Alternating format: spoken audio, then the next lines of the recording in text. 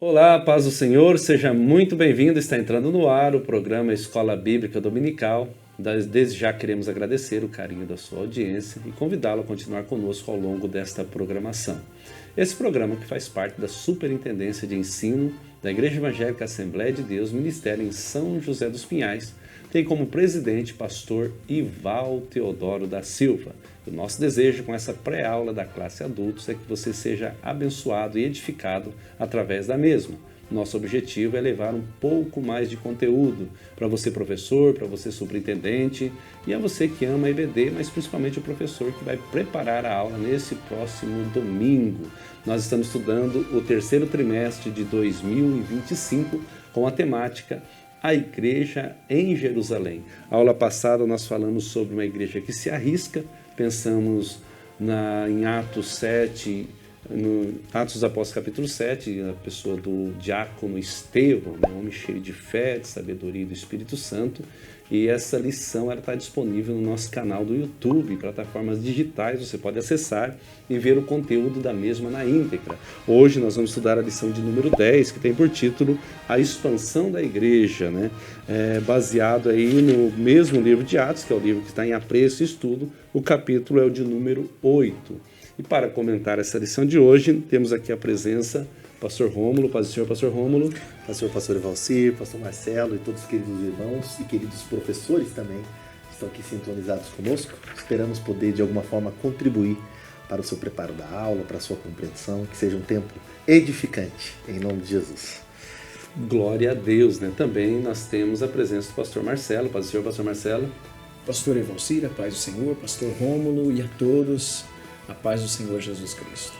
Que maravilha, Eu e o pastor Rômulo auxiliamos aqui no Templo Central. O pastor Marcelo, ele está dirigente ali na AD Jardim Brasil e ele é o coordenador geral da nossa mocidade e também o Rômulo foi, um período também, coordenador geral da mocidade. Então, estou entre dois homens aqui de muito peso em relação a conteúdo e a conhecimento, coisa boa. A expansão da igreja, lição de número 10, textuário, pastor Marcelo. Pois não. Textuário nos diz assim: mas os que andavam dispersos iam por toda parte anunciando a palavra. E, descendo Filipe à cidade de Samaria, lhes pregava a Cristo. Atos capítulo 8, versículos 4 e 5. A verdade prática nos diz assim: a igreja só crescerá quando ultrapassar seus próprios limites e levar a mensagem de Cristo para além de suas paredes. Os objetivos da lição, pastor Rômulo? Primeiro, apresentar como a perseguição contribuiu para a expansão da igreja primitiva. Segundo, expor a centralidade de Cristo e da palavra de Deus na evangelização realizada pela igreja. Terceiro, enfatizar o papel da igreja em apoiar e discipular os novos convertidos. Muito bem, nós vamos à leitura bíblica em classe. Eu peço para você que está nos assistindo, pegue aí a sua revista, se você não tiver a revista, a Bíblia Sagrada, e acompanhe a leitura Atos dos Apóstolos, capítulo 8, versículos do 1 ao 8, e também o mesmo capítulo, versículos 12 ao 15. Acompanhe a leitura. E também Saulo consentiu na morte dele. E fez-se, naquele dia, uma grande perseguição contra a igreja que estava em Jerusalém, e todos foram dispersos pelas terras da Judéia e da Samaria, exceto os apóstolos. E uns varões piedosos foram enterrar Estevão, e fizeram sobre ele grande pranto. E Saulo assolava a igreja entrando pelas casas, e arrastando homens e mulheres, os encerrava na prisão. Mas os que andavam dispersos iam por toda parte anunciando a palavra. E descendo Filipe à cidade de Samaria, lhes pregava a Cristo. E as multidões unanimemente prestavam atenção ao que Filipe dizia, porque ouviam e viam os sinais que ele fazia. Pois que os espíritos imundos saíam de muitos que os tinham, clamando em alta voz, e muitos paralíticos e coxos eram curados. E havia grande alegria naquela cidade. Mas como crescem em Filipe, que lhes pregavam acerca do reino de Deus e do nome de Jesus Cristo, se batizavam tanto homens como mulheres. E creu até o próprio Simão, E sendo batizado, ficou de contínuo com Filipe, e vendo os sinais e as grandes maravilhas que se faziam, estava atônito. Os apóstolos, pois, que estavam em Jerusalém, ouvindo que Samaria recebera a palavra de Deus, enviaram para lá Pedro e João, os quais, tendo descido, oraram por eles para que recebessem o Espírito Santo. Após a leitura bíblica, nós vamos para o conteúdo da lição. Na lição anterior, nós pensamos na pessoa do primeiro mártir da igreja, que se chamava Estevão. Já citei no início, um diácono cheio do Espírito Santo, de sabedoria e de fé. E hoje nós vamos olhar para a expansão da igreja e também pensar em um outro personagem daquela eleição que se chamava Filipe, né? Então, assim, são duas figuras, né, muito importantes para a igreja primitiva nesse período. E, como eu frisei na aula passada, eram diáconos da igreja, foram escolhidos, pastor Rômulo, pastor Marcelo e você que nos assiste, para servir as mesas, né? Mas não se limitaram a esse ofício, até porque o requisito para a escolha já era bem detalhado no que precisava, né? Homens de boa reputação. Então existia ali uma linha pronta para isso, né? Então esses homens, eles vêm, e eles dois são citados, eu creio que Prócono, Nicanor e tantos outros ali dos 7 também tinham suas qualidades, tinham os seus ofícios, né? Mas aprove a Bíblia destacar esses dois.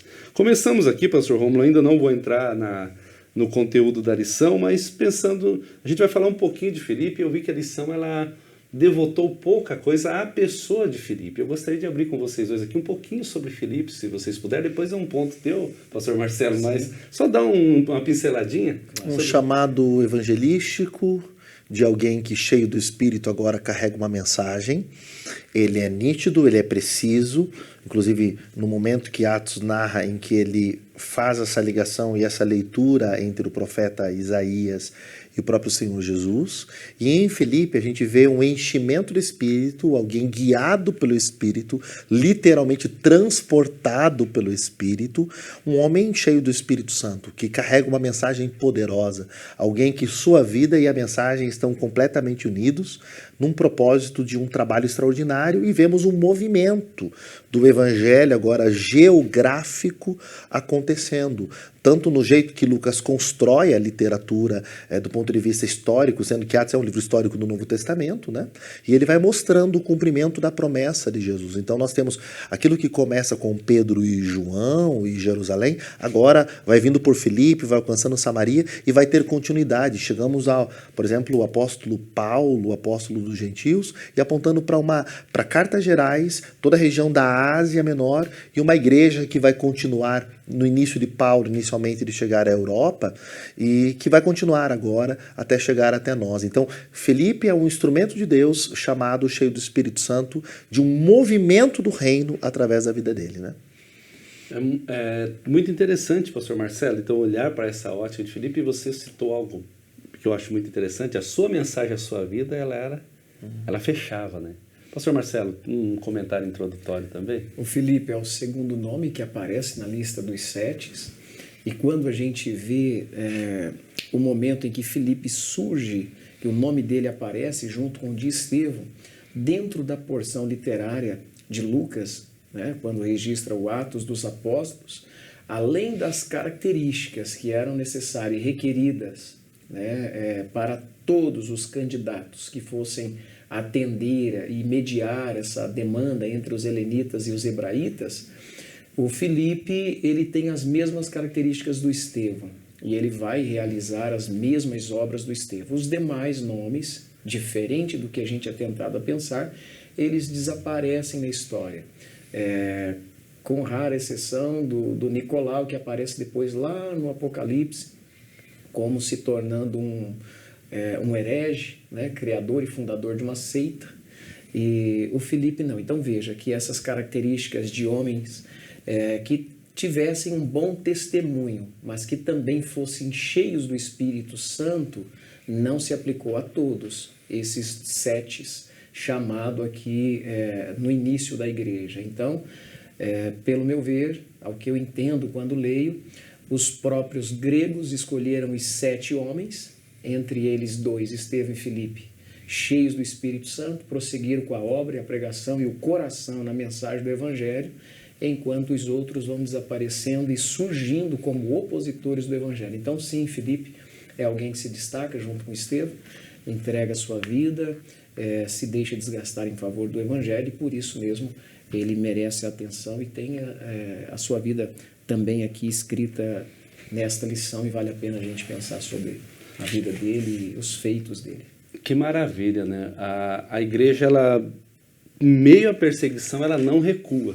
Ela não para, né? Ela tem intrínseco nela esse propósito de pregar o Evangelho, de expandir o Evangelho, né?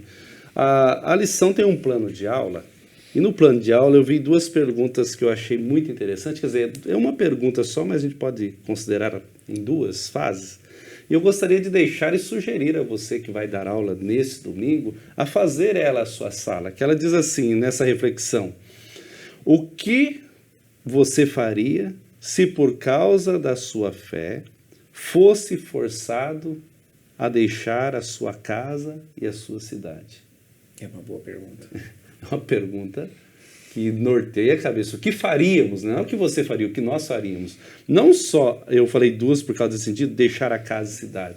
Às vezes tem que deixar a família, né, em muitos momentos. Então, o que faríamos? É uma pergunta interessante para ser lançada para a sala, para pensar, até coletar algumas respostas com qualidade aí para ajudar, porque talvez alguém está pensando, né, está em dúvida, mas hoje nós vamos aprender com o personagem chamado Felipe, mas também com essa igreja que ela vai de uma forma muito forte expandindo. A verdade prática diz: e a igreja só crescerá quando ultrapassar os limites, seus próprios limites, levar a mensagem de Cristo além das quatro paredes. Me faz lembrar um pouquinho, pastor Ron, pastor Marcelo, a minha tese que eu apresentei quando fiz meu bacharelado em teologia, uma igreja além do templo. Embora existam títulos de igreja assim, mas eu usei essa expressão, uma igreja além do templo, né? A igreja que sai mesmo, é uma ideia, né? A introdutória geral, ela diz que até então os cristãos estavam concentrados em Jerusalém e não tinham avançado na missão de espalhar o evangelho. Havia um comando de Jesus, né? Atos 1:8, né? Vocês vão ser cheios para serem testemunhas em Jerusalém, também na Judéia, né? Toda a Judéia, e Samaria e até os confins da terra. Havia uma proposta, e parece que até então eles estavam concentrados. Agora, eu citei lá no passado e vou citar novamente, uma expressão que Aldo Galina, pastor Aldo Galina, que você deve ter conhecido ali em Santa Catarina, ele usava muito, e ele usou uma vez aqui, que Deus resolve chutar o braseiro. Né? Tinha muita brasa junto, estava muito bom, mas eu preciso cumprir. Então ele chutou o braseiro, né? E fazendo isso, esses cristãos eles vão, né? E os cristãos não fugiram derrotados. Pelo contrário, eles continuaram firmes, levando boas novas para outras pessoas. Se a igreja, então, nesse caso da perseguição, ela está indo. E hoje nós vamos olhar, então, para esse ponto importante dessa igreja que expande. A perseguição diante da igreja é o primeiro ponto, o segundo ponto, a igreja que evangeliza, e o terceiro, a igreja que dá suporte à evangelização. No primeiro ponto, e eu vou já com o pastor Rômulo, a igreja diante da perseguição. Embora perseguida, não fragmentada, ou seja, ela não foi reduzida ou dividida a nada, né, pastor Rômulo? Está bem claro, ela diante da perseguição, ela estava sendo perseguida, porém, e era intensa a perseguição, né? Não era uma perseguição de fala, era morte mesmo. Então, só que ela não estava fragmentada. Bom, a gente precisa partir do pressuposto que a perseguição ela faz parte da história da igreja, né? Como fez parte em relação aos profetas, o povo de Israel, e opressão e cativeiro, como também Jesus foi perseguido e os apóstolos também. Jesus deixou claro que seríamos perseguidos, caluniados por amor ao seu nome, que viveríamos tribulações e que quando passássemos por essas situações seríamos bem-aventurados, né? E na história da igreja, até hoje, a perseguição faz parte. Estamos em um mundo caído, temos um inimigo, um reino das trevas contrário a nós, e a mensagem do Evangelho é uma mensagem contrária ao bem-estar, né? Que nos convida a uma renúncia, a uma entrega, a um comprometimento, e logo ela não é uma mensagem agradável, né? E quando a gente pensa na morte de Jesus, na vida de Jesus, na obra de Jesus e no chamado de Jesus, logo a gente pensa pensa nessa vida de entrega, renúncia, e numa vida em que o nosso próprio corpo é um sacrifício entregue, né? E Jesus faz esse chamado aos discípulos. Ele disse que eles seriam perseguidos. E dentro do chamado de Jesus, a igreja agora se levanta para falar de um Jesus que eles consideravam um Messias, um Cristo, que é colocado em uma cruz, que é condenado, e eles têm que, diante dessa realidade do mundo judaico e romano, também da realidade do mundo grego, filosófico que crescia, avançava, do poder do Império Romano, falar sobre Jesus. E eles carregavam essa mensagem ao ponto de serem testemunhas, isto é, darem sua vida por causa da mensagem. E como Jesus não foi aceito, parou numa cruz, agora ele carregaria uma mensagem sobre esse Jesus. Eles também não teriam aceitação. E agora essa perseguição fica mais intensa por causa de Estevão. E quando ela acontece em Estevão, os irmãos agora são dispersos para toda a região ali de Judéia e Samaria. Eles vão saindo dessa centralidade da igreja em Jerusalém. Também há um segundo pressuposto muito importante de ser dito. A igreja, ela não inicia em Roma. A igreja começa em Jerusalém, nós temos Antioquia, temos toda uma estrutura oriental, né? Então, essa igreja sai de Jerusalém. Há também um terceiro ponto extremamente importante para iniciar a lição, que depois vai ser comentado mais em detalhes. Havia um chamado de Jesus, eles receberiam poder do Espírito, que viria do alto esse poder, esse revestimento, essa capacitação do Espírito, para serem testemunhas, começando em Jerusalém, Judéia, Samaria, até os confins da terra. A igreja, pegando aqui a fala do pastor Ivalcir, né, não poderia ficar parada em Jerusalém. Então a perseguição é uma ferramenta pedagógica, muitas vezes, para manter a igreja unida no propósito. Vários avivamentos acontecem nesse ambiente. É como se fosse uma peneira de comprometimento em relação ao evangelho, à causa do mestre. E é na perseguição que a igreja se mantém viva.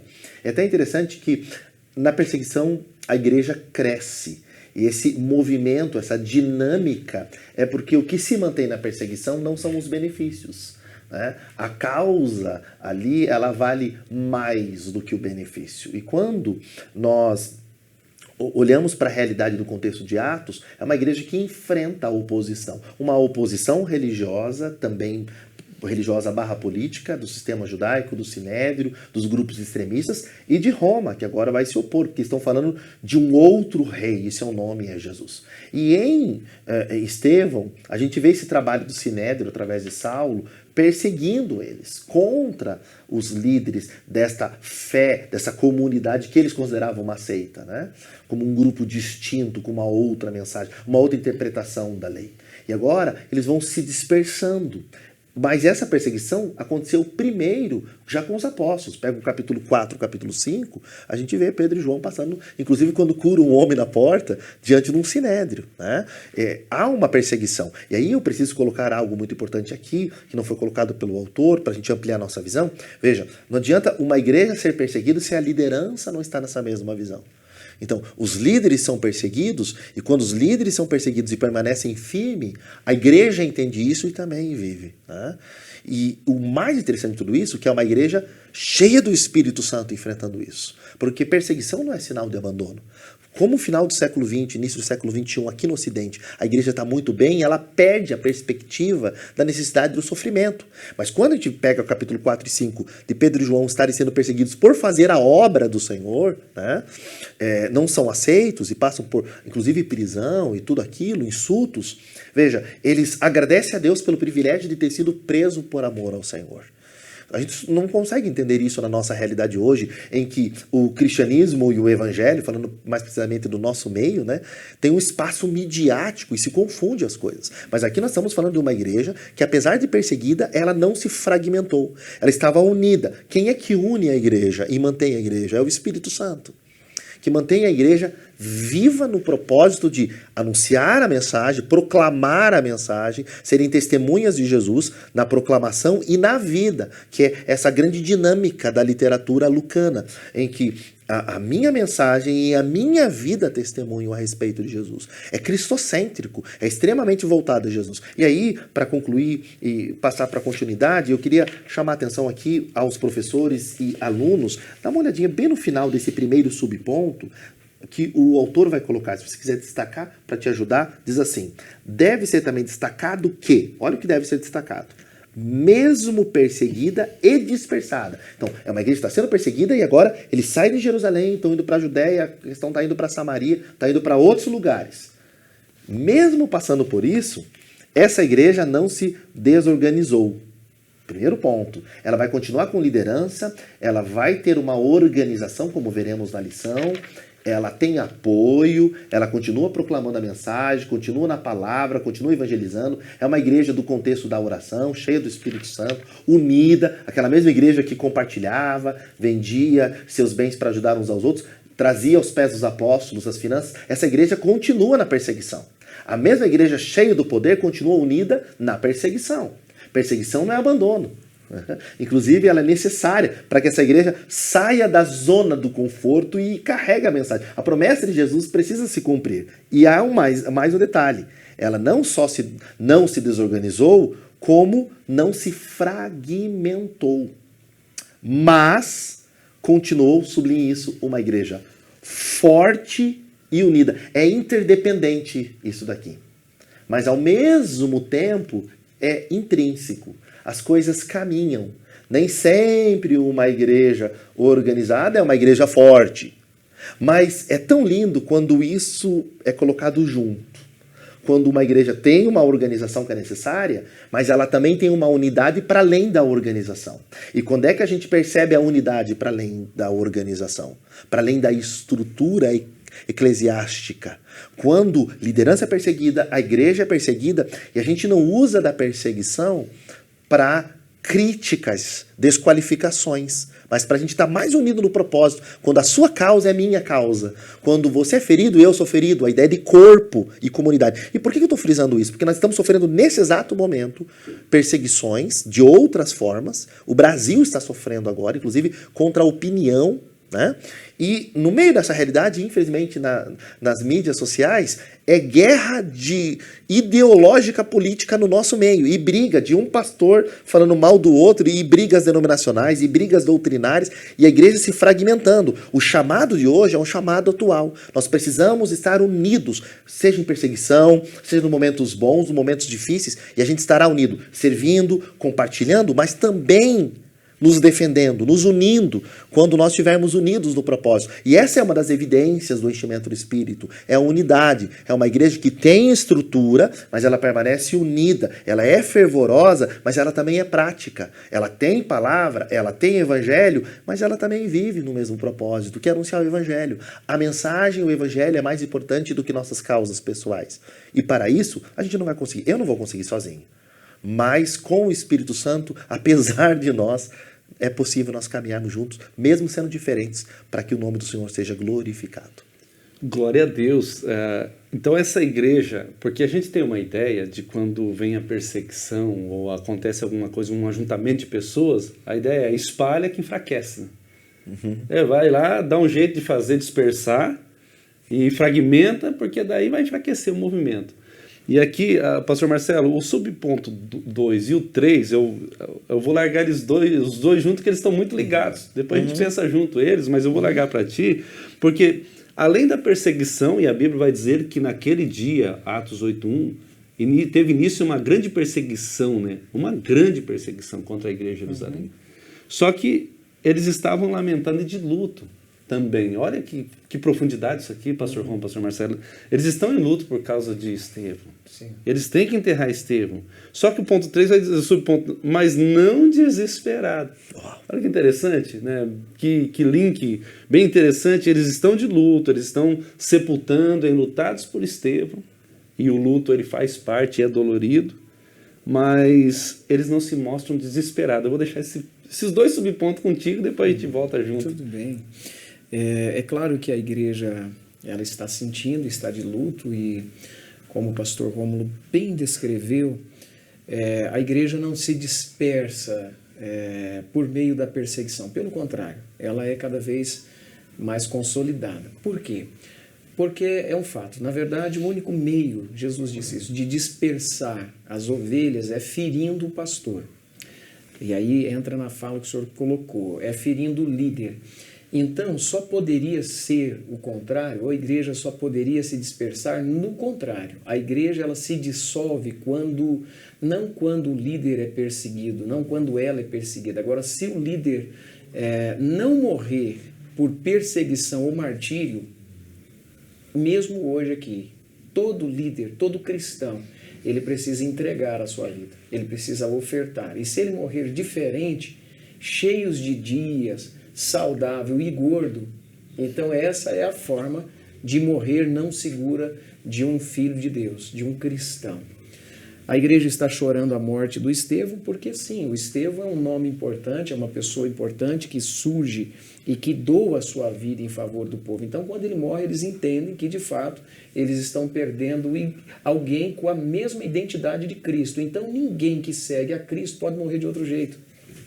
Ele não pode viver de outro jeito. Viver de outra maneira, encontrar a vida nessa vida, é perda, é perder. Então, por isso que os piedosos estão de lutos. Veja que não são todos, os piedosos, a igreja choraram. Por quê? Porque é o primeiro nome que surge. É o primeiro nome que surge para trazer paz para a igreja num momento de conflito.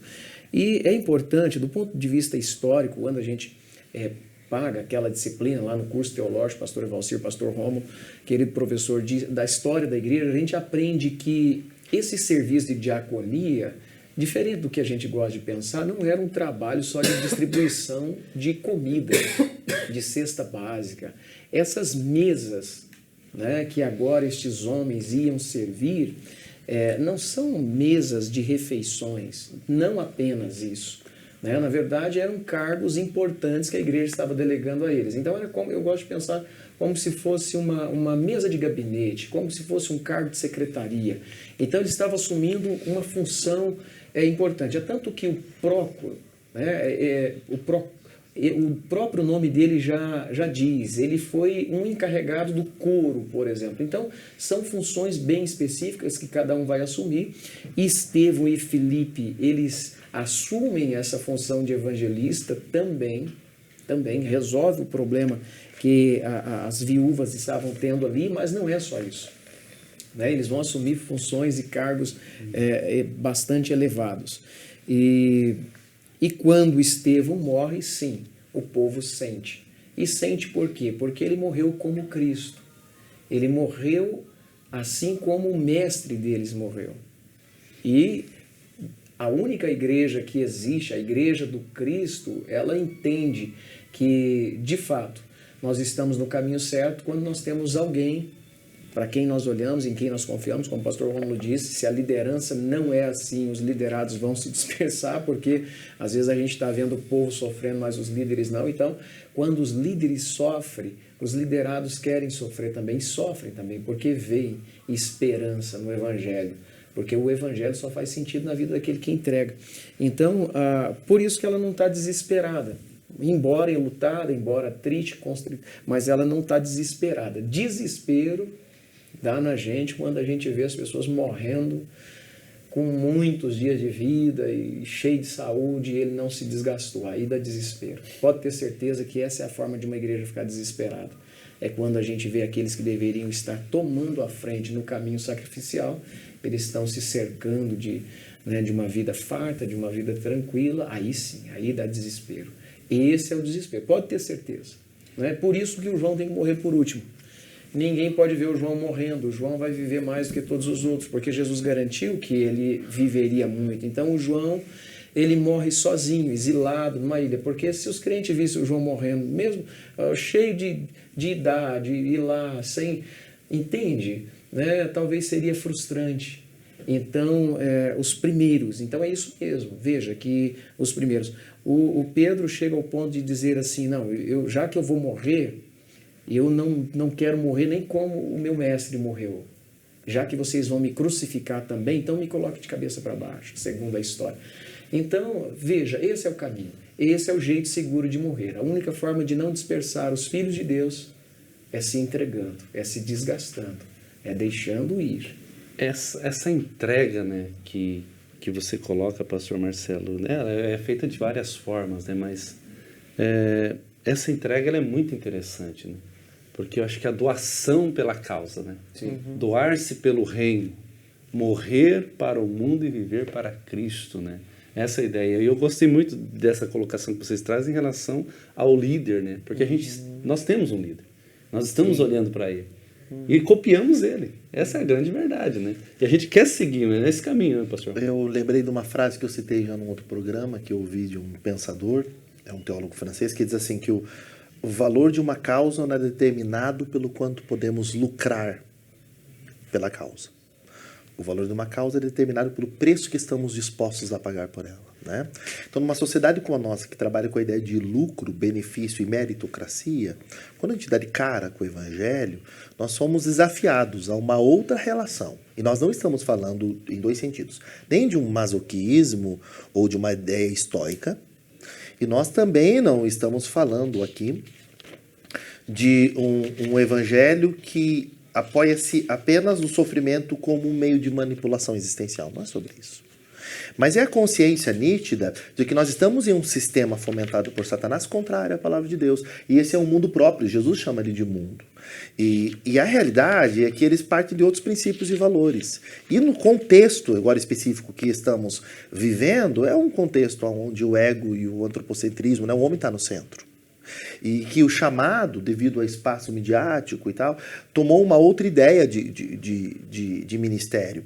E o que acontece é que essa igreja aqui, voltando ao contexto da lição, ela é uma igreja que lamenta, como foi muito bem colocado pelo autor e por vocês, em relação a uma perda, mas é uma igreja que mantém o avanço da pregação do evangelho. Porque a missão era irem até os confins da terra. Veja, começa Jesus, um grupo de 12, deixa eu dizer com todo respeito, mais ou menos, né? E as coisas vão ficando difíceis, daqui a pouco Jesus é crucificado, e os apóstolos agora, ou seja, os enviados começam, mas também são perseguidos, e essa igreja agora, quando começa a crescer em Jerusalém, você vê 3.000, de repente chegando a quase 5.000, e todo aquele movimento, e de repente quando levanta, e esse trabalho diaconal começa, e o homem cheio do Espírito, e um homem cheio do Espírito como Estevão, que até sua face é diferente, esse mesmo movimento gera ira nos outros, gera perseguição. E esse chamado é desafiador, porque eles não olhavam para o seu presente, muito menos vislumbravam o seu futuro com aquela esperança toda. A situação é, poxa, Jesus acabou numa cruz, o nosso Senhor, e nós acabamos de ver 2 líderes que foram presos e insultados ainda, né? Então, é a realidade de uma igreja que está perseguida e agora levanta um homem e acaba como? Né? Pensa você presenciar o apedrejamento. Pensa essa realidade. Só que eles continuam, e aqui de novo queria voltar para a lição, que como tem o terceiro ponto, isso não acalou, nem tampouco a impediu de manter-se, olha que palavra forte, entusiasmada, sabe? Dentro de si com a motivação para avançar no testemunho de Cristo. Eles estão sendo perseguidos, mas não é sobre nós, é sobre Cristo. E realmente o servo não é maior que o seu Senhor, que o seu mestre, que é Jesus, né? Então, hoje nós poderíamos falar, você disse muito bem, sobre outros tipos, abre e fecha aspas aqui, de mortes que precisam acontecer, né? Ou outras renúncias que precisamos fazer. Quais seriam as perguntas para o nosso contexto? Do que nós também precisamos hoje abrir mão para que o avanço da mensagem, da proclamação de Cristo, o testemunho sobre Jesus continue acontecendo, né?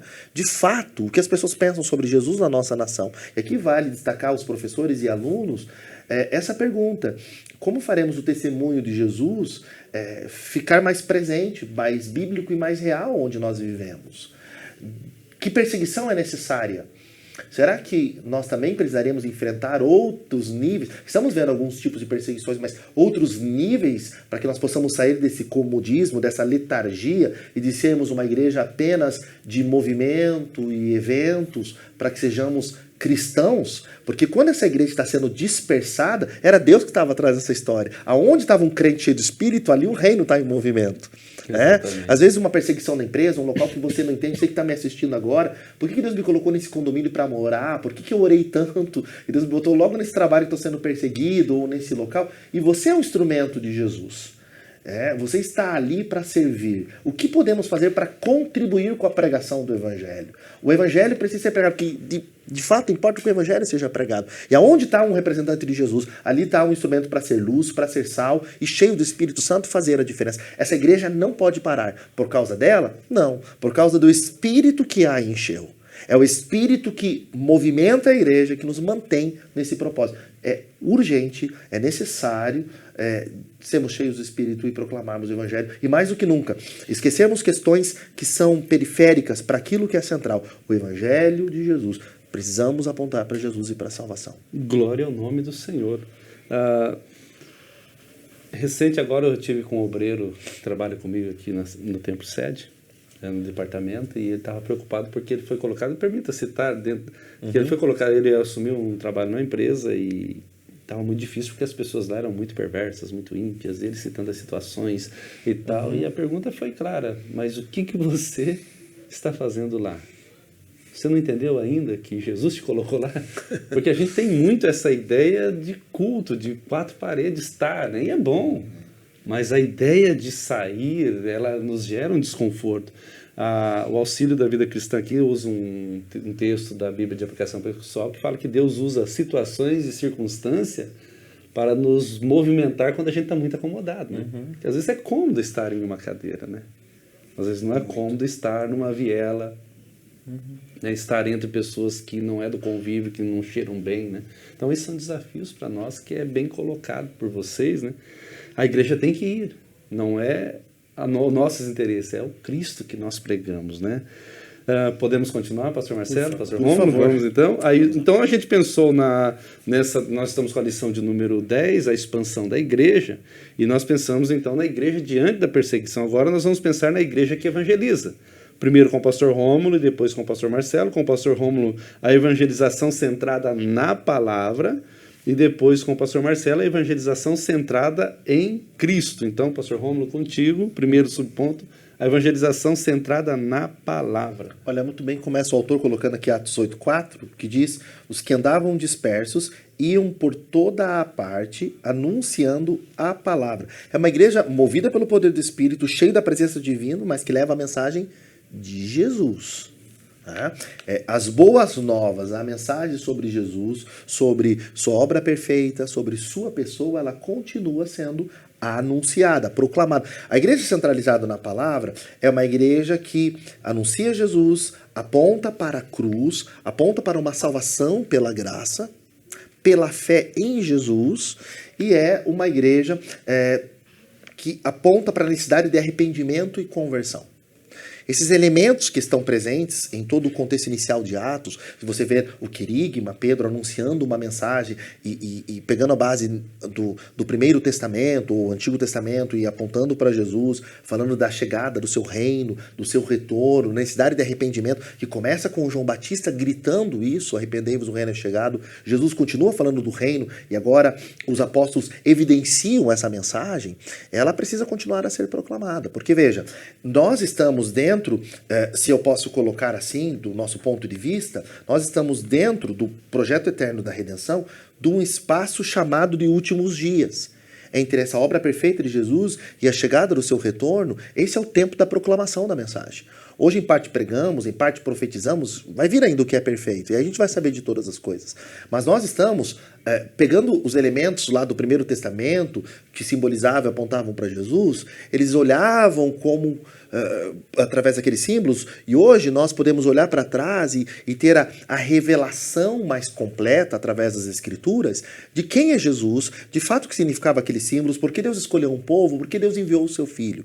Para nós está nítido, e nós aprendemos que aquele mistério escondido é que Deus em Cristo, tanto os judeus e gentios, são unidos para serem um só povo, para anunciarem as grandezas desse que nos chamou, que nos tirou do reino das trevas para o reino da luz.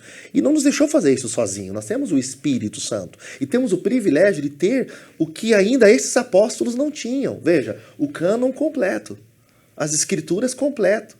E ainda temos a possibilidade de olhar para a eternidade com outro vislumbre. Quando pensamos aqui, depois das cartas gerais, e chegamos então no livro do Apocalipse, uau, Cristo vencedor, a história termina assim, a igreja com Cristo eternamente.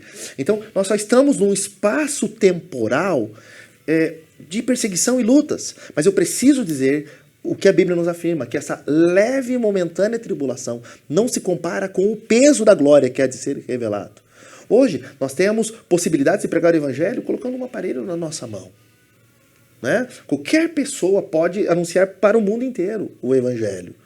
E a mensagem está aí para ser pregada. Agora, nós precisamos lembrar que essa igreja está centralizada na palavra. Iam dispersando, mas esse dispersar era o trabalhar de Deus. Poderíamos até substituir a palavra de dispersão para envio. É Deus enviando, é a igreja se ramificando, é a igreja indo.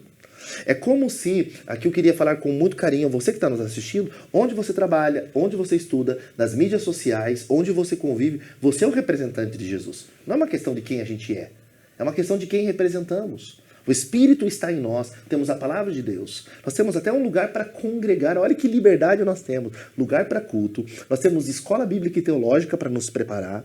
Nós temos som, ar-condicionado em muitas igrejas, até banco almofadado, cadeira almofadada, orquestra tocando, né? Outras igrejas com um pouco mais de dificuldade, mas tem uma estrutura, tem um espaço aqui e ainda estamos encontrando dificuldade. Veja, pessoas preparadas, nós temos tanta gente do nosso lado para fazer a obra, cada um com dons e talentos diferentes. A realidade aqui é uma igreja de perseguição. É uma igreja que está dispersando agora, que vê um líder sendo morto, mas que continua pregando. Nós precisamos nos perguntar e aplicar esta lição. Por que nós estamos perdendo a visão disso que é tão essencial? Será que é necessário uma perseguição?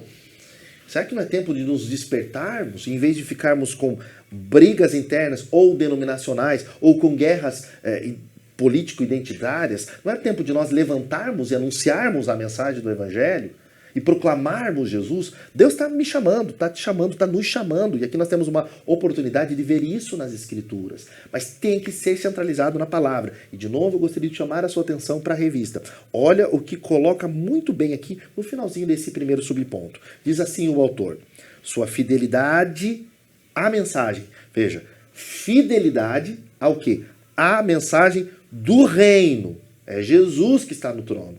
O que resulta isso? Resultou em muitas conversões, milagres e libertações. Está na revista, não precisa nem adiantar aqui, daqui a pouquinho vamos chegar lá, do que acontece em Samaria. É um evangelho completo para o homem de forma integral. Não é só um anúncio de uma mensagem. É uma mensagem impactante, transformadora, que liberta, cura e salva, que transforma a existência do ser humano e chama para a eternidade. Agora, isso vem por causa da fidelidade à mensagem do reino. Então, o conteúdo do que pregamos é tão essencial quanto a vida que levamos e contra a nossa reação às situações adversas. Tudo isso precisa estar somado no nosso ID. E aí continua.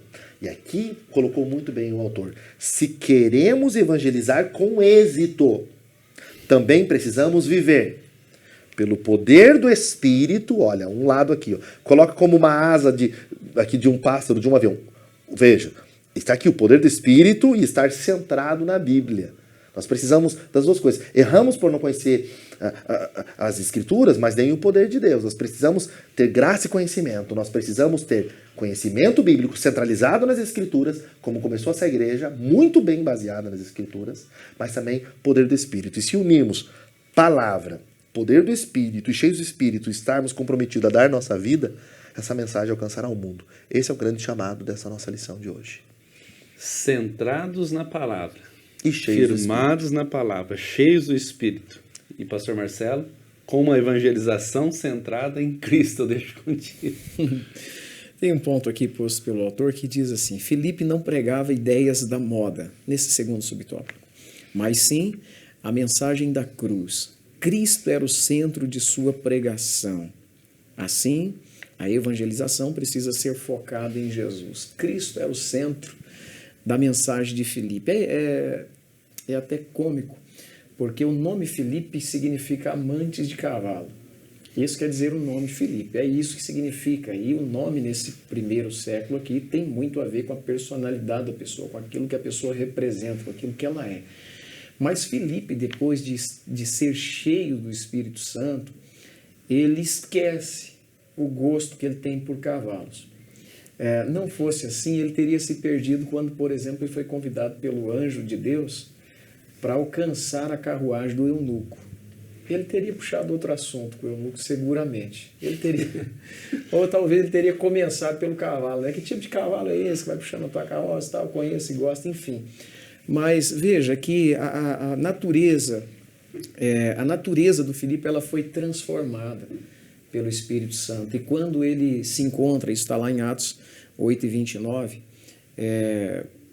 mais precisamente no versículo 30, a primeira pergunta que ele faz, veja, ele não perde tempo com outra coisa, ele não perde tempo com outro assunto, nada mais tem lugar na mente dele, no coração dele, a não ser a palavra de Cristo. Quando o anjo fala com ele, e ele vai até essa estrada ao sul, a estrada que liga Jerusalém a Gaza, e ele chega perto daquela carruagem, a primeira pergunta que ele faz é: você entende o que você lê?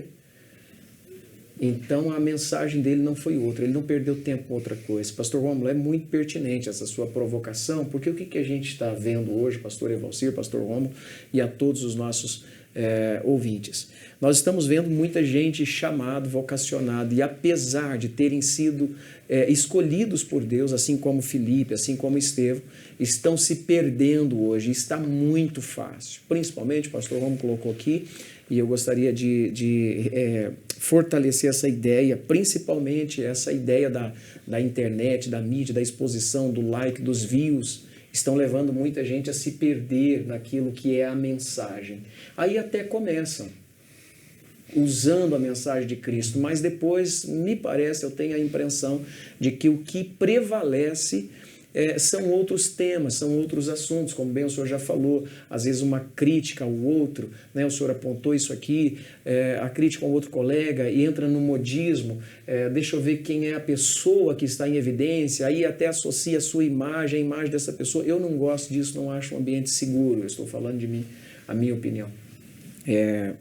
E aí a mensagem do Cristo, ela vai ficando de lado, vai sendo deixada de lado, e muitas vezes ela compete, parece que o que está sendo proposto parte da palavra, mas termina em algum outro assunto, em algum outro tema, em alguma outra conversa, e a mensagem ela acaba sendo miscigenada, misturada, e a gente sabe que ela não funciona assim, né? O Filipe nos dá um exemplo incrível.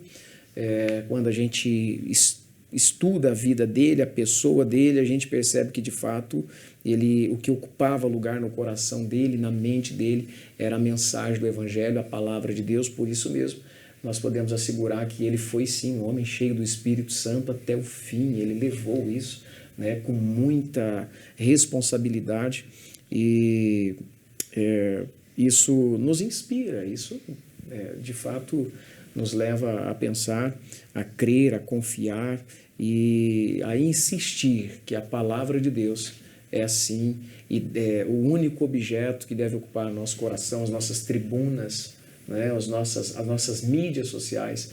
E quando nós misturamos isso a outra coisa, corremos o risco de terminarmos desaparecendo na história como foram os outros, né? De 7 nós temos 2.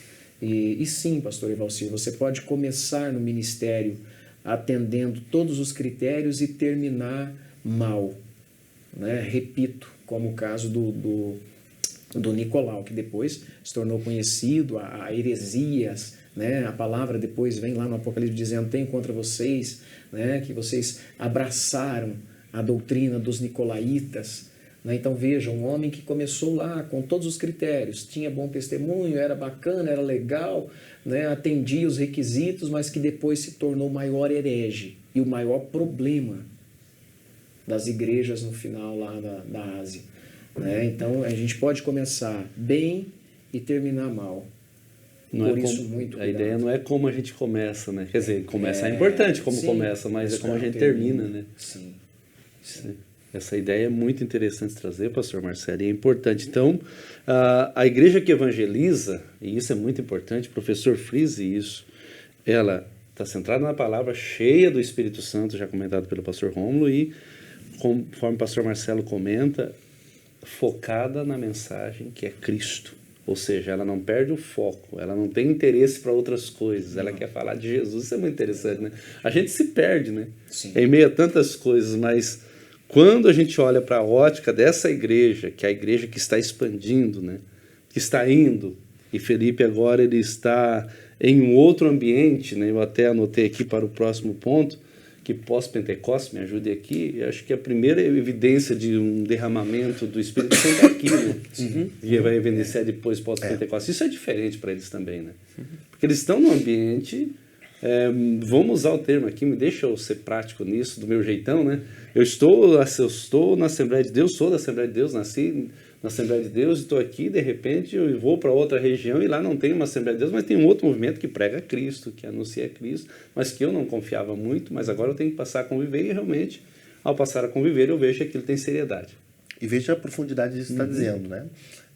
Fora de Jerusalém também é uma fé sem o templo, antes da destruição do templo. Longe do sistema sacrificial, longe do sistema sacerdotal e levítico. Jesus se apresenta como esse agora, que se coloca no lugar do templo. E nós estamos falando da centralização da fé judaica, da vida social, tudo girando em torno, 3 grandes festas ao ano, fora as outras festas. É um evangelismo com um novo modelo de vida agora, né? E não é que é um evangelho que se adapta à cultura, não. Mas é um evangelho que entra em todas as culturas e vai entrar em todos os idiomas, não para entrar em guerra. Algumas pessoas olham para Atos e têm falado recentemente, pessoas que têm uma visão teológica do ponto de vista histórico mais liberal, que isso é proselitismo, e não é. A evangelização é que nós cremos que em qualquer cultura, para todos os povos, raça, tribo, língua e nação, a mensagem do evangelho, ela não entra em guerra contra a cultura, ela transforma o ser humano. Ela é o convite para o pecador. Ela não é mais uma mensagem religiosa, um pensamento filosófico ou doutrinário. Ela é centralizada em uma pessoa que é Jesus, e permita-me aqui, falando desse ponto tão importante que o pastor Marcelo colocou aí com tanta destreza, veja, sem cruz não há pregação centralizada em Jesus. O evangelho, ele entra em qualquer cultura, aponta para Jesus como Salvador e convida o ser humano para a transformação.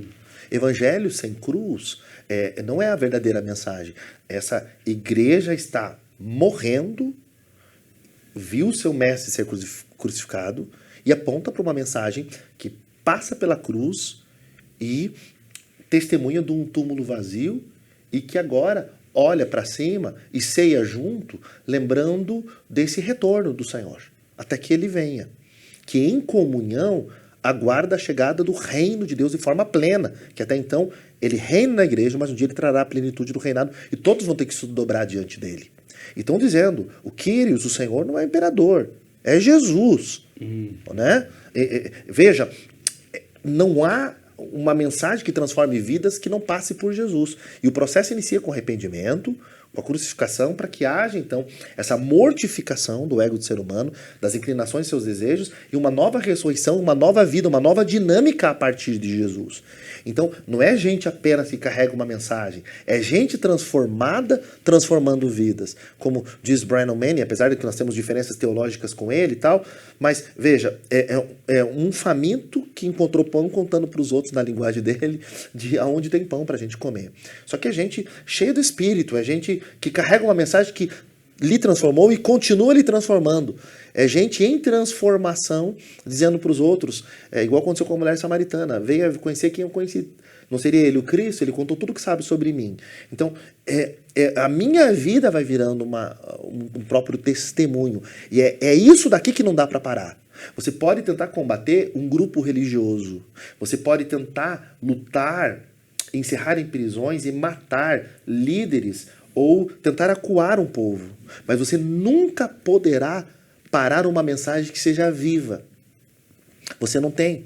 Por isso, como diz um hino tão belo de uma cantora do nosso meio, o sangue desse povo virou semente.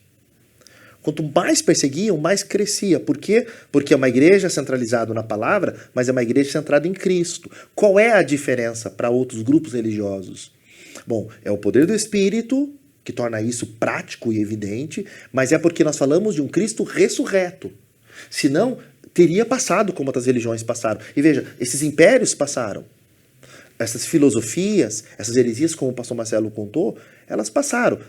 Cá ou lá elas voltam, como estudamos recentemente numa escola dominical, com outras roupagens, mas do jeito que elas vêm e vão. Por que o evangelho não para? Por que ele alcança o mundo? Porque Jesus está vivo. É verdade. Porque ele está ressurreto e hoje ele se manifesta através do Espírito na vida da igreja. Nós temos a mensagem mais poderosa do mundo. Então não estamos falando de um proselitismo. Nós estamos falando de uma mensagem que é uma boa nova, um convite para uma vida abundante. De fato, o Evangelho é a única mensagem que pode transformar o ser humano. Ela não é opcional. Ela é o amor de Deus sendo expresso através de Jesus e é um convite para a vida eterna. E quem crê no Filho está salvo, mas quem não crê está condenado. Essa é a única forma, esse é o único mediador entre Deus e os homens, por isso é centralizado em Cristo. É a única oportunidade de nós pecadores sermos salvos da ira do justo juízo de Deus e termos vida eterna. O Evangelho é o convite de Deus para transformação. Glória ao nome de Jesus, né? Essa igreja que evangeliza. Pastor Marcelo?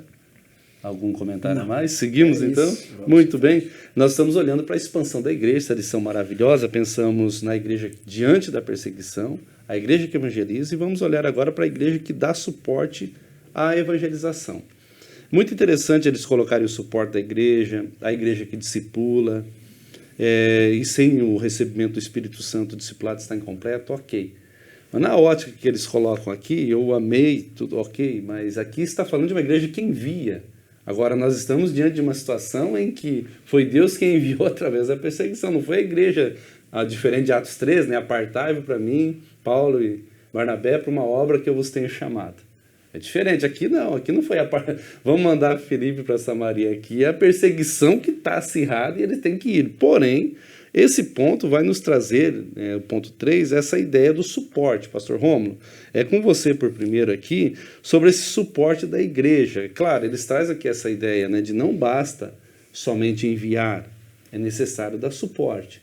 E o suporte aqui não é só o suporte financeiro, é um suporte total, porque o missionário ele tem esposa, ele tem filhos, tem necessidades, então é muito além, né? Você veja, você tem uma igreja em Jerusalém, cheia do Espírito, vivendo milagres, com palavra, doutrina, está tudo tranquilo aparentemente. Aí começa uma perseguição. E aí, essa igreja vai saindo dali para outras regiões, né? Ela tem que ir, Judéia, Samaria, até os confins da terra. Agora, essa igreja, ela precisa se estruturar. Há um pseudo-conceito presente na atualidade de que a igreja, por ser orgânica, ela não precisa de estrutura. E isso é incoerente. Não existe como uma igreja espiritual e orgânica se posicionar num mundo físico, social e relacional sem estrutura, né? Por isso a vocação, a chamado a diferentes ministérios. E essa igreja espiritual manifesta na igreja local agora precisa de suporte para continuar. Então, o corpo apostólico, e de novo aqui vem um ponto importante para a leitura, veja, não é Pedro a única figura central e a figura de comando quando lê Atos dos Apóstolos, até só dá uma olhadinha em Atos 15 no Concílio de Jerusalém, quem é que vai ter a palavra final? Não é ele. E veja, agora ele vai ser enviado pelos apóstolos. Há um corpo apostólico, já há uma organização, há uma estrutura diaconal. Essa igreja, ela está organizada. E por isso, se os irmãos estão indo para essa região, além de toda a estrutura financeira que aparece muito em Atos e se repete nas cartas de Paulo, de que precisa enviar sustento financeiro e ajuda, precisa também de uma liderança lá. Veja, todo trabalho que inicia precisa também de suporte quanto à liderança. Então veja como muito bem coloco citando Atos 8:4. Os que andavam dispersos iam por toda parte anunciando a palavra. Ok, isso aqui é claro. Mas adiantava só anunciar a palavra? Como é que eles iriam se estruturar? Como é que as decisões do grupo seriam tomadas? Como é que a liderança seria formada? Aí você vem aqui para o versículo de número 14. Veja, é enviado, quando os apóstolos que estavam em Jerusalém, ouvindo que Samaria recebera a palavra de Deus, o que diz o versículo 14? Enviaram para lá uma duplinha, acho que um pouco conhecida, assim, importante. Pedro e João, testemunhas oculares, chamados por Jesus, e por isso tem autoridade apostólica. Essa passagem mostra que a igreja de Jerusalém dava, eu queria sugerir aqui aos professores e alunos, se você puder sublinhar, dava suporte e completo apoio ao trabalho que era feito fora de seus muros. Porque isso é fora geográfico, mas é o mesmo trabalho. precisa de estrutura. Quando a igreja começou a sair fora de seus portões, os apóstolos procuraram dar apoio e suporte ao trabalho evangelístico e missionário. Não adianta só enviar. Gente, tem que dar suporte. E uma das questões principais é enviar lideranças experientes com preparo, com autoridade para tal. Então, nós precisamos pensar no envio, mas precisamos pensar em suporte, estrutura e continuidade. Mas, para a gente entender melhor isso, na prática, como é que funciona, além da estrutura, aí precisamos ouvir um pouquinho o pastor Marcelo aí, para nos falar, né? Mas, pastor Rômulo, aqui responde uma questão intrigante também. Porque lá no capítulo 8, versículo 1, lá da Santa Longe está aqui, né? No capítulo 8, versículo 1, diz que todos foram dispersos todos exceto os apóstolos. Quer dizer, eles ficaram, e no ficar eles estão então agora organizando o suporte, a estrutura. É muito interessante olhar para isso, né? Tem que ter quem vá, tem que ter quem fique, e tem que haver comunicação, tem que haver uma mesma visão. O trabalho é feito dessa forma até hoje. O trabalho é feito dessa forma. Por isso, pensar numa igreja sem uma estrutura de organização é um ato falho. Porque e é muito perigoso. Se a gente isso. olhar para essa ótica, vamos pensar que os apóstolos também saíssem na perseguição, eles estariam desorganizados, porque daí não teria quem organizasse. Então Porque em Jerusalém, tanto em Jerusalém como Judéia, Samaria, com o fim da terra. Não é tão somente aqui ou lá. A igreja, ela precisa ir criando estrutura. É uma linguagem bem simples, assim, ela tem que ter um QG e uma base. Exatamente. Né? Para que haja envio, mas para que haja sustento, para que haja apoio, todo o suporte necessário para que a obra seja feita. E aí, se a gente for para a prática, sobre enviar missionários, preparar, você falou sobre salário, sobre assistência, mas ela também aponta um pouquinho para a área teológica também e para a prestação de contas. É muito difícil quem é enviado que perde o contato com quem lhe enviou, que não tem suporte, que não presta contas. A gente precisa estar unido nisso. A gente precisa ter uma igreja saudável, que um dê suporte ao outro e cada um em diferentes funções. Um jeito de dar suporte é enviar líder, é enviar finanças, mas também cada pessoa dentro da sua função cumprindo essa missão. É um todo, é um corpo. E precisamos de todos os membros do qual Cristo é a cabeça para que a coisa funcione, né? Fala então de uma simultaneidade missionária, né? Ou seja, em Jerusalém, toda a Judéia, quer dizer, é a missão ao mesmo tempo, é indo fazendo, sinérgico, todo mundo fazendo. Né? Não é só eu vou fazer lá, depois faço aqui, é todo mundo fazendo. Aí, pastor Marcelo, vem agora, eu vou contigo, a igreja que discipula. Dentro desse suporte, né, que é dado aqui, que a igreja dá de apoio a Filipe, a gente vai olhar para essa igreja também que discipula. Ela chega e vai fazer perguntas básicas, ensinar doutrinas fundamentais, né? Sim. E essa duplinha que o pastor Rômulo falou, Pedro e João, eles são enviados pelos demais apóstolos para continuar com esse trabalho. O Filipe havia feito um trabalho extraordinário em Samaria, muitos irmãos haviam se convertido ao cristianismo, mas eles precisavam ser discipulados. Por uma razão, como o autor coloca aqui, desconhecida, não se sabe o porquê, apesar de os irmãos terem aceitado a mensagem e estarem congregando com o irmão Filipe, eles ainda não haviam recebido o batismo do Espírito Santo. E aí é que entra o discipulado. Pastor Evalcir, uma palavra que é tão cara a nós hoje pelo pouco ou quase nada que nós entendemos sobre esse processo. Nós confundimos bastante hoje aqui, na atualidade, discipulado. A palavra pode até ser forte, mas eu não encontrei outra. Nós misturamos um pouco as coisas. Discipular não é adestrar. Então, às vezes a gente traz a pessoa simpatizou, ela aceitou Cristo como Salvador, ela entende que Jesus é o Salvador a partir daquilo que a gente canta, a partir daquilo que a gente prega, e esse é um passo importantíssimo, mas é o primeiro passo. E aí, quando ela vem,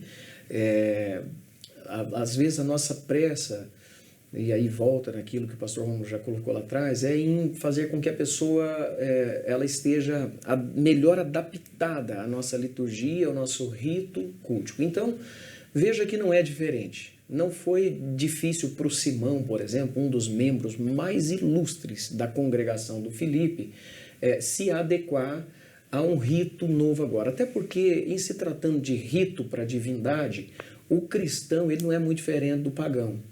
Aliás, o rito cristão, quando não foi Deus que estabeleceu, na verdade Deus se utilizou dos ritos que os homens já faziam, a divindades pagãs, para ressignificar. Depois Cristo vem, dá um novo sentido. Então, a partir daquilo que o homem já fazia, em se tratando de rito litúrgico cultico, Deus envia Cristo para dar um novo sentido, mas era algo que o homem já tinha. Então, o homem sempre teve no coração a necessidade de um rito. Então, não é muito difícil você pegar uma pessoa que está acostumado a ofertar um rito a um Deus pagão e adaptar ele para o nosso rito cristão. Não é difícil.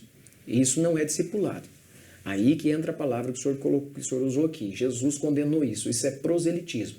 Mudar uma pessoa, tirar ela da religião dela e trazer para a sua e só falar, agora o rito que você fazia era assim, agora é esse. Isso não é discipulado. Aliás, isso é proselitismo. Então você tornou essa pessoa 2 vezes mais filhas do inferno, Jesus disse, do que antes. Melhor se tivesse deixado ela lá no rito dela, pagão, ignorante.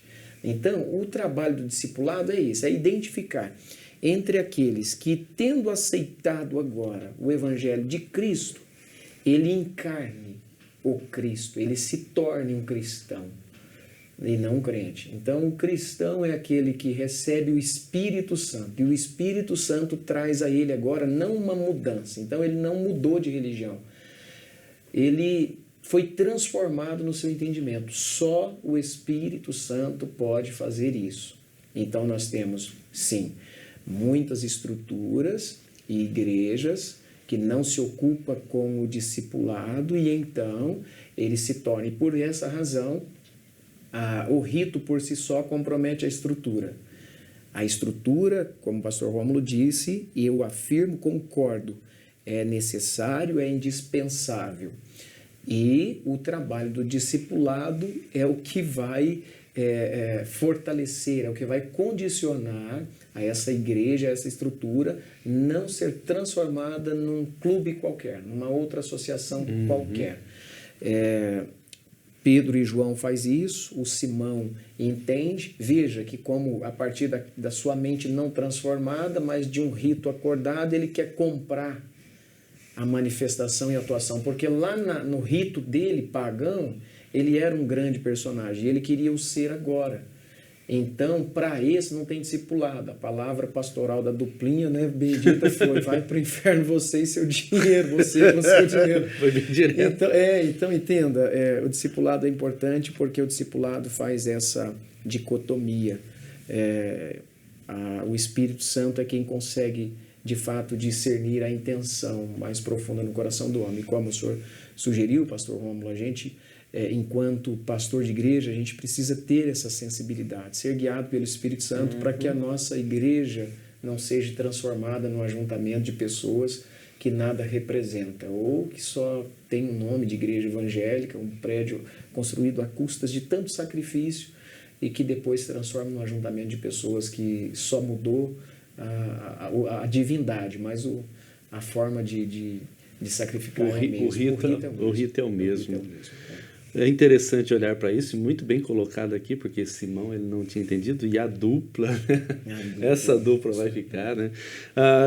Queridos, nós ainda temos o subponto 3, mas eu estou recebendo um aceno lá de dentro do estúdio, do outro lado do estúdio.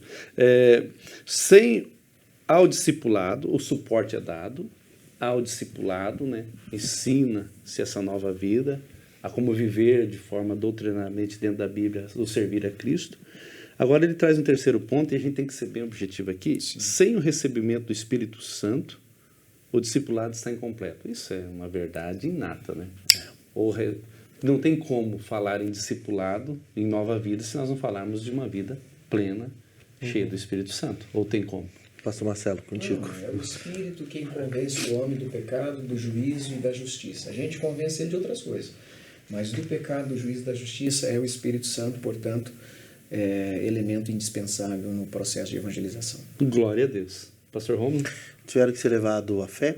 Havia milagres, sinais, libertação, houve um grande avivamento em Samaria, inclusive pessoas, temos testemunho que queimaram livros de magia e houve um avivamento, de fato o evangelho, impactou a cidade, mas veja, teve que ser levados apóstolos e eles oraram para que o Espírito viesse sobre eles, né, descesse sobre eles, e houve então essa manifestação do Espírito na oração para que houvesse essa capacitação divina, e uma das evidências era o próprio batismo nas águas, muito bem colocado aqui pelo autor. Há uma fé, mas tem que orar para que o Espírito Santo desça. Então, o mesmo Espírito que agiu para a conversão, como o pastor citou muito bem, trazendo o arrependimento, agora precisava capacitá-los, enchê-los, precisavam ser imersos no Espírito. E por isso os apóstolos que vêm, agora eles oram, há esse modelo muito interessante de estender as mãos, de orar, do Espírito, várias expressões de plenitude do Espírito, o Espírito literalmente caindo, enchendo, transbordando eles, e eles precisam dessa imersão no Espírito para que o discipulado seja real. Então, precisamos pensar no discipulado não como uma catequização, mas precisamos pensar no modelo de Jesus e precisamos ser cheios do Espírito. O que fez a diferença aqui, para que não ficasse incompleto, era esse enchimento do Espírito. Por isso os apóstolos vieram. Precisamos de líderes cheios do Espírito, uma igreja cheia do Espírito, porque é o Espírito que demonstrará o Jesus ressurreto e vivo entre nós. Havia um enchimento do Espírito, o Atos vai apontar todo momento sobre eles. É uma fase de transição, sim, de uma antiga para uma nova aliança, mas também é uma igreja inaugurada no Espírito que precisa ser cheia do Espírito, e essa é a nossa necessidade vital, sermos cheios do Espírito.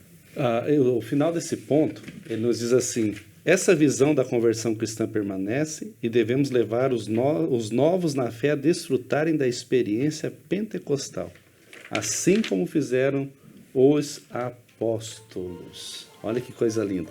Nós agradecemos a Deus pela sua vida, que tem nos seguido, nos acompanhado aí durante as aulas. Agradeço a Deus pela vida do pastor Rômulo. Gratidão, pastor Rômulo. Pastor Marcelo, gratidão pela sua vida. Deus abençoe e prospere. Se alguém quiser te encontrar, pastor Rômulo, rapidamente aí nas redes sociais. Rômulo Eduardo Tavares.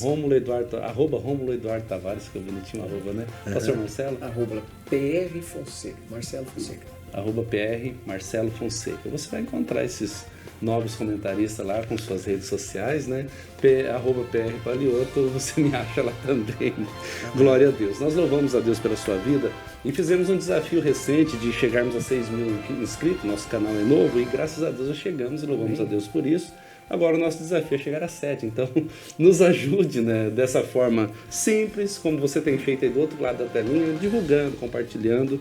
E nós queremos atingir, não para aumentar números e ter números, nós sempre dizemos isso, mas para ter um maior número de pessoas alcançadas por esse conteúdo tão rico e tão importante para a vida de todos. Vamos orar nesse momento? Pai, em nome de Jesus nós te agradecemos, louvamos o teu nome, bendizemos a ti, Senhor, pela sua bondade e misericórdia. Pai, hoje estudamos, Senhor, sobre a expansão da igreja, os desafios. Eu quero, Pai, que o Senhor abençoe aqueles que estão sendo alcançados, Senhor, por essa programação. Que o Senhor abençoe pastor Rômulo, a sua casa, o seu ministério, seus sonhos e projetos. Da mesma forma, pastor Marcelo, Senhor, alcance ele, Senhor, com as suas bênçãos, Pai, a sua casa, a sua esposa, os seus projetos, o seu ministério, tudo que envolve a sua vida. Senhor, a minha casa, a TV Mão Amiga, nosso pastor presidente, a Igreja Assembleia de Deus em São José dos Pinhais, aqueles que são alcançados por essa programação. Quem sabe agora, Pai, estão nos assistindo pessoas e orando comigo que estão desesperançosos, mas eu creio, Pai, num Deus de resposta, que nesse momento o Senhor está capacitando e enchendo do teu Espírito Santo essa vida para ele continuar a jornada. Oro, Pai, agradecido dessa forma, em nome de Jesus. Deixo um convite para a próxima aula, uma igreja hebreia na casa de um estrangeiro. Que Deus te abençoe em nome de Jesus. Lembre-se, domingo de manhã tem Escola Bíblica Dominical.